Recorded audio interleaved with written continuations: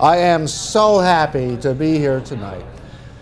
I want to thank you all for having me. I know that the Blue Water chapter is one of the great chapters of the Antique and Classic Boat Society. We look forward to your boat show tomorrow. You're just making me feel like some kind of a movie star. I want to thank Mark Walker for facilitating my appearance here tonight.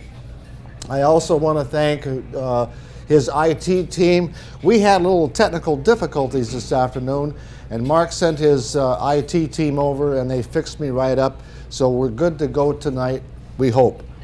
Now, I also want to thank a gentleman by the name of Jeff Copeman for graciously putting me up in his beautiful home overlooking the river over here. And he is so gracious. He says, make yourself at home. Make yourself at home. Everything I have is yours. So, of course, I took all of his booze, his cigarettes, and his dress shirts. But because I'm Minnesota nice, I left a thank you note. But really, it's so gracious of Jeff to put me up, and it helps to defray some of the expenses. I did travel over 1,000 miles to be here with you, not only to promote my book, but to meet some of the most fantastic people on the face of the earth. And you are to be commended on your efforts to restore and maintain these boats and your extensive financial commitment to bringing these magnificent works of art back to life so that other generations can come to appreciate them. Now, a little background about where I came from, Ely, Minnesota. I am the, all right. Can everybody hear okay? Okay. Ely is, we are the gateway to the Boundary Waters Canoe Area Wilderness. We are a magical place. We have so many talented people. We are the canoe capital of the world.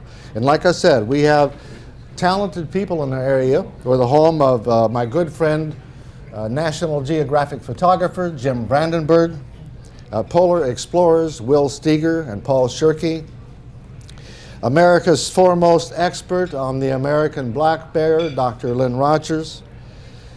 We're the home of Dorothy Moulter, the root beer lady. We're the home of Jack Pine Bob, who ran on the fisherman's platform for president back in 1986.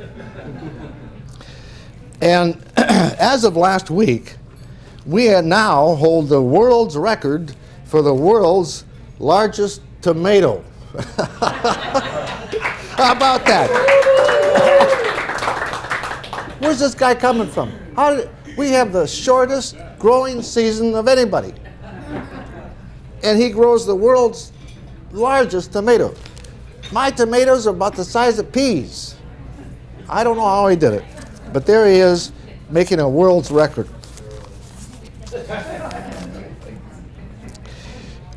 We're also the home of the world's largest mosquitoes. I killed a mosquito this summer that was so big it had a tick on it.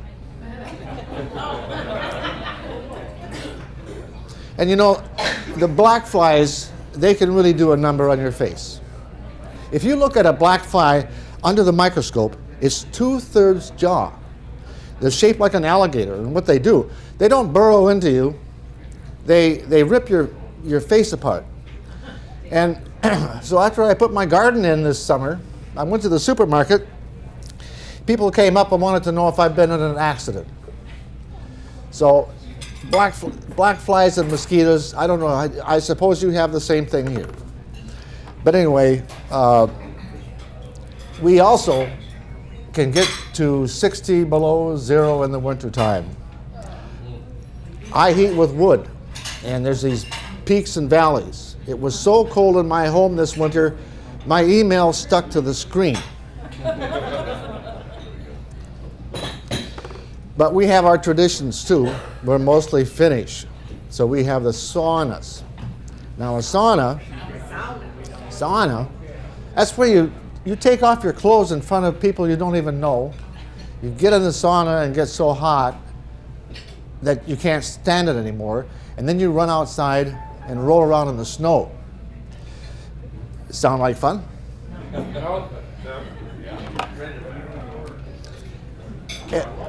The only way to compliment a good-looking woman in Ely is to say, "Nice tooth."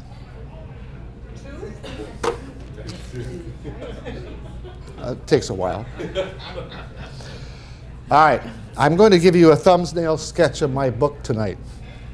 But before I do that, I thought you might like a little side story about what happened to me the first day at the publisher. Now, the first thing you should know is that writing a book is easy. Getting published is the hard part. So after 3 years of rejection letters, I finally got an invitation to come down to St. Cloud Press in St. Cloud, Minnesota, to make a presentation on my book. So obviously I wanted to make a good impression. Now remember those two words, good impression. The second thing you should know is that my dog Walleye goes everywhere I go. So on that appointed day, we both jumped into my pickup and took off for St. Cloud, Minnesota. And on the way down, I wanted to practice my presentation over and over because, like I said, I wanted to make a good impression. And I guess I got so involved that I forgot my speed. And the next thing I know, I saw these red lights flashing in my rearview mirror. So I pull over, and this highway patrolman comes up and says, "You know, I think you're driving a little bit too fast." And I said, "I'm sorry, officer. I got so involved with my presentation to a publisher about my book, I lost track of my speed."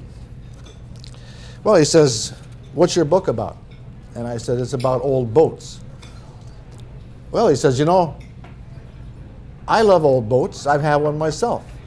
So he runs back to the car and runs my license and comes back holding a $20 bill. And I said, "What's this?" Well, he says, here's my business card. When you get your book published, send me a book. Now, imagine people driving by seeing a cop handing me a $20 bill. Well, we got on the road again, and I got to thinking about something. You know, my book hasn't even been published yet, and I've already made $20. I think I'm onto something. Well, anyway, we arrive at the publishers, and we both noticed that the publisher's office is on a large farm complex outside of St. Cloud. And next to the publisher's office was an electrified fence holding 2 pet miniature goats. Now, I didn't think too much about that because obviously it's on a large farm. So I straightened my tie, I gathered up my materials, I undid my seatbelt, clicked open my driver's door, and that's when Walleye jumped over my neck, jumped out of the door, ran over to the goats, and started chasing them around the pen. Now, horrified, I grabbed his leash and I ran after him. But by now, he's frothing at the mouth, and he jumps over the electrified fence, runs over to one of the pet goats, grabs it by the neck, and throws it down to the ground. Now I'm really horrified. I don't know what to do. I knew I couldn't jump over the fence, so I kicked it down, and I immediately received 50,000 volt jolt that sent my ponytail straight out, and my hair out to here. I also caught my black dress pants on the barbed wire, ripping the pants leg right in half with it falling down to my ankles. Now the publisher's daughters see this, and they come running and screaming out of the office. And I ran over to Walleye. I grabbed him by the collar, and as I did that, the collar slipped over his head. He runs over to the second pet goat, grabs it by the throat, brings it down to the ground. Now the publisher's son sees this, and he comes running out, and he ran over and kicked Walleye so hard that it kind of scared him.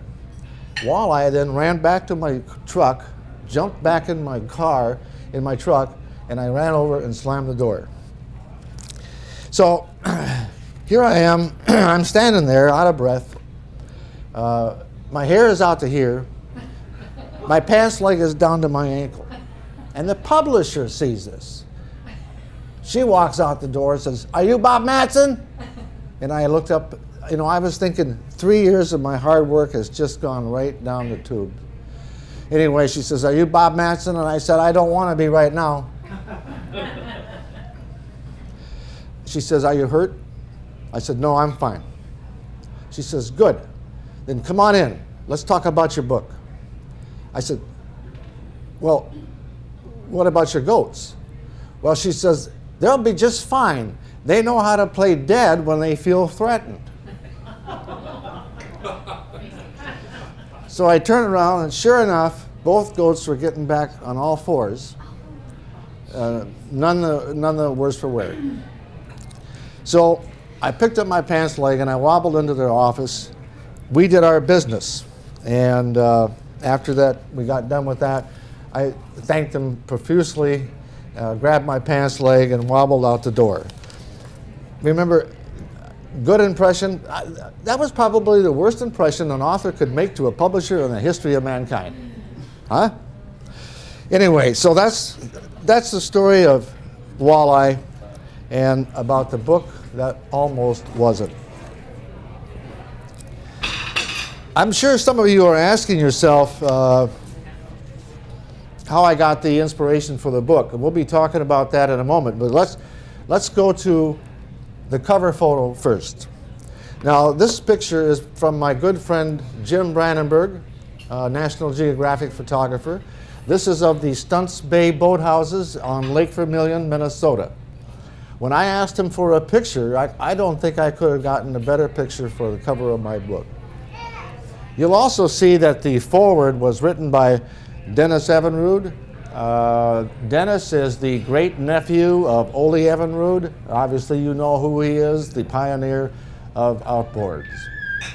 I also feature the exclusive stories on whatever happened to the boats used in the movie On Golden Pond.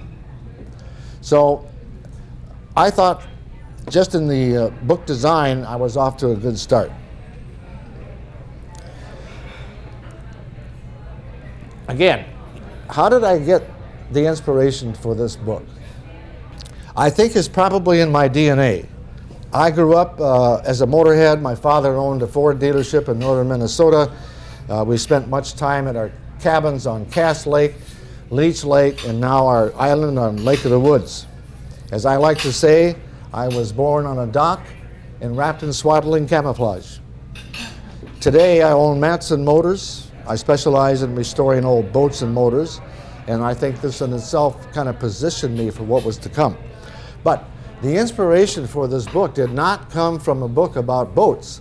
It came from a book about cars. Years ago, I picked up a book by Tom Cotter entitled The Cobra in the Barn. It's all about Tom Cotter traveling all over the United States, peeking in people's barns, chicken coops, and garages to try to find a car. And one day, he discovers a Ford Cobra in a chicken coop. Now, a lot of you probably are car collectors too. You know that the Ford Cobra is probably the most collectible car on the face of the earth.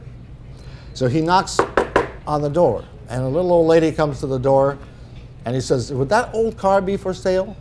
And she says, "Would $50 be too much?" So he buys the car, restores it, and later sells it at a Sotheby auction for $200,000.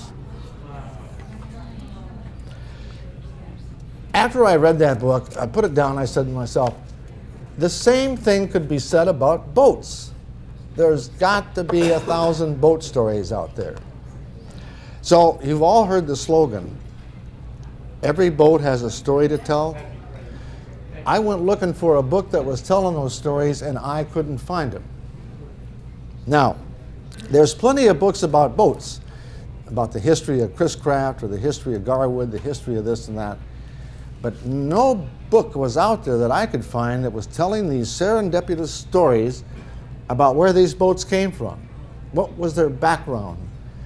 what was the lineage? How were they found? How were they restored? And so when I discovered that, I thought maybe I was onto something.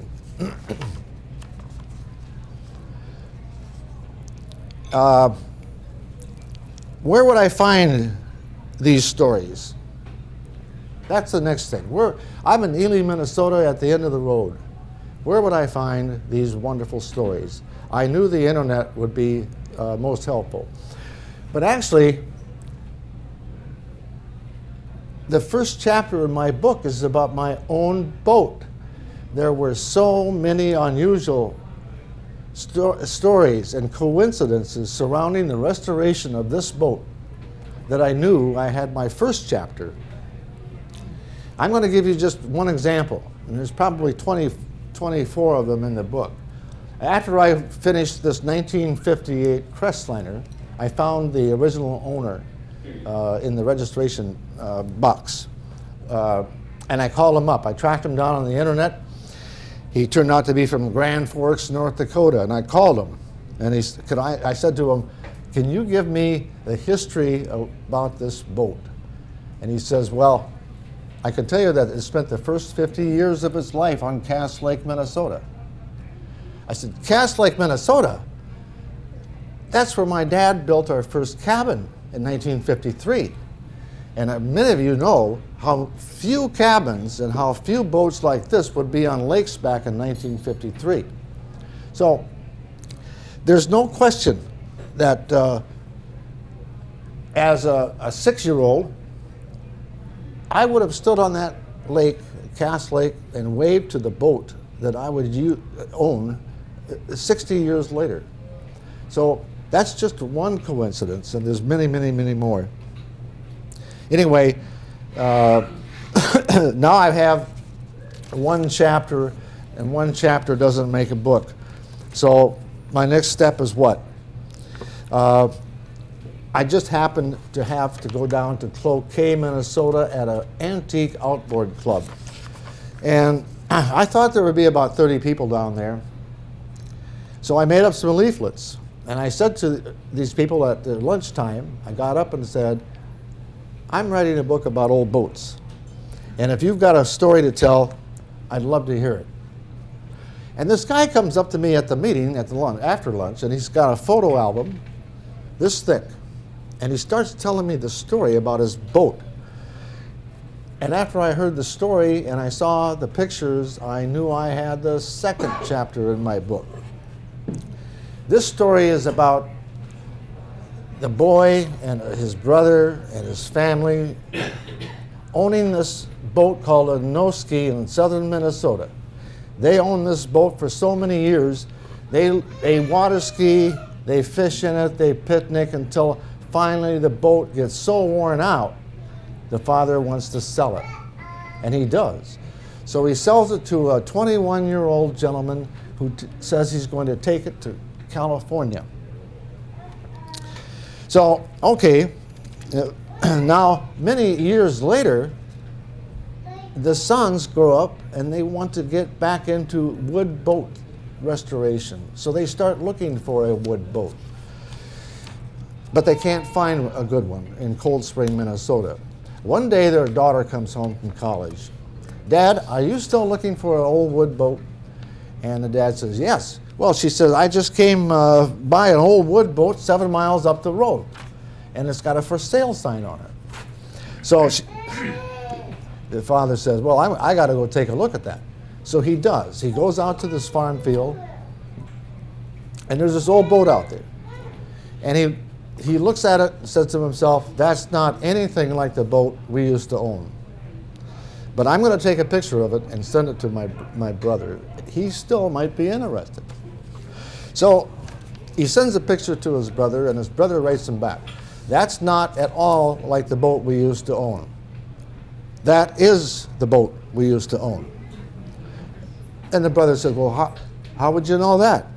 Well, his brother calls him up and says, now look, go back out. Remember how Dad wanted to watch us water ski? So he mounted that Studebaker mirror on that block of wood on the hood.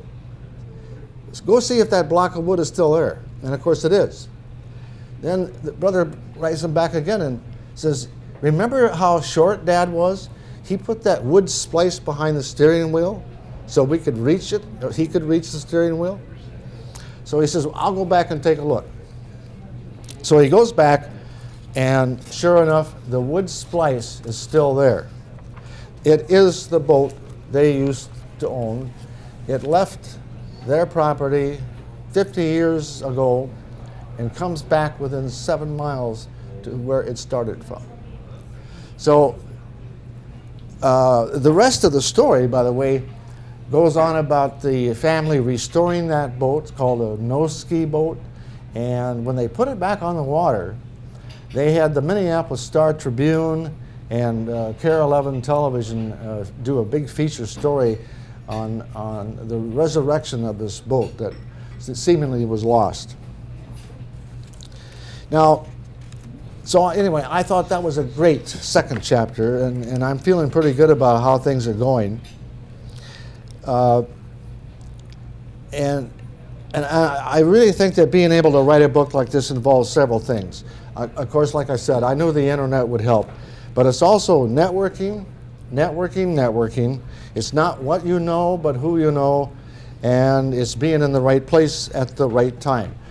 That's how I finally got, or did get, the story about Clair 4, one of the boats used in the movie on Golden Pond.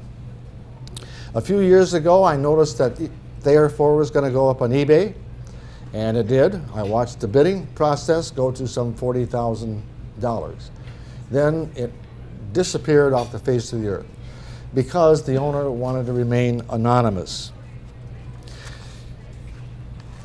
In 2006, I was headed down to the Lake Minnetonka Boat Show with my own Crestliner. So I wanted to get to the show early, so I set up early, and I booked a motel room the night before, and I bought a Minneapolis Star-Tribune to read that night. So I checked in, went to dinner, came back, and decided I think I'm going to turn in early so I can get down, and I laid the newspaper on the floor, didn't read it. About 3 a.m. in the morning, I got woken up by something. I felt a strange premonition. I could not get back to sleep. So I picked up the paper to read it, and there on the front page was a story about Clair 4 going to be unveiled at the Lake Minnetonka Boat Show the very next day. I couldn't believe my eyes. What's more, the owners are from Mankato, Minnesota. I'm from Mankato, Minnesota. So I ran down to the docks the next morning to meet the new owners, and I walked up to them, introduced myself, and said, I'm writing this book about old boats. Could I get your story? Well, I just happened also to be wearing my t-shirt that says Ely Rotarian at Work t-shirt. So he looks at me and says, well, you're from Mankato? I said, yes. And you're a Rotarian? I said, yes. I am too. You got my story. So that's how easy it was to get one of the most exclusive stories on the Holy Grail of whatever happened to one of the boats used in the movie. And I have the second chapter, by the way, written by Matt Smith from woodyboater.com. How many of you use Woody Boater? It's my first click on in the morning. Yes. And as it turned out, both Matt and I stirred up a real hornet's nest when we started talking about publishing the stories of Clair 4. Because the curmudgeon himself, the movie producer that I worked with, Pat Curtin, swore up and down that Clair 4 was not original, not one of the boats. It all had to do with a steering wheel, and pretty soon throughout the internet on Woody Boater, there's this nasty talk back and forth, until finally it subsided when we found that the serial number on Clair 4 was 1802, was the actual serial number of one of the two boats used in the movie. So anyway, these two stories, I think any sports writer, boat writer in the nation would love to have. And there I am, an absolute nobody in Ely, Minnesota, and I walk away with two of the stories. So that was that was lots of fun. And I was finishing up on the book when actually I noticed that I didn't have anything on fiberglass boats in the chapter. So remember I said it's not what you know, it's who you know, and it's networking. Well, I called a friend of mine, Del Van Emmerich from Owatonna, Minnesota. Del is a renowned fiberglass boat collector of car boats, and I asked him if he had a story for me, and this is what I got. I got to go back. This is a Car Aqua. Car Aqua boats are very collectible. You know, back in the 50s, every boat manufacturer was getting into tail fins like we did with cars. And they either that or front grills and so forth. So some boats became very outlandish with huge fins and so forth. You all remember the era. Maybe you've owned a boat or two like it. But the Car Aqua was powered by Scott Atwater's, and it was a very unusual boat. I think that Del Van Emmerich has 4 or 5 other very unusual car boats. So that's today in the collectible world, we call that almost a class of its own, car boats. There's many of them. You would be surprised if you start looking into that. There must be 100 different boats out there that no longer exist that used to have fins.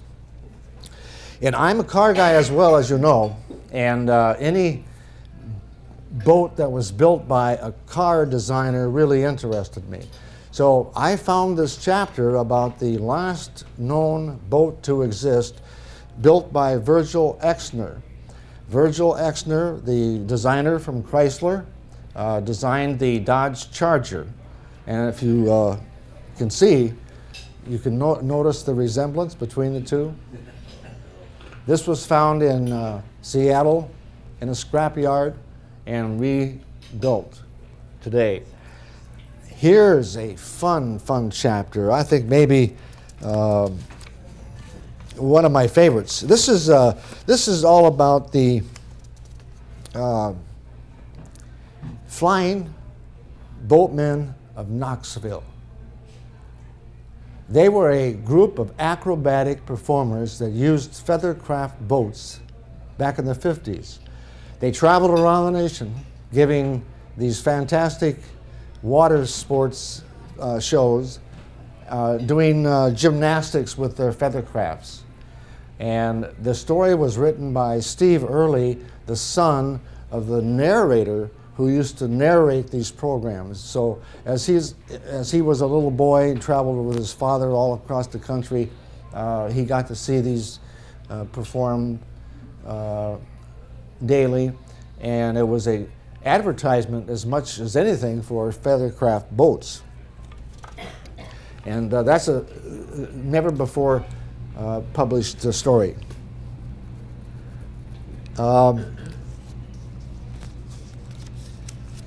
I realized I was finishing up on the book, and I realized I had not talked to all of the boat restorers in the state of Minnesota.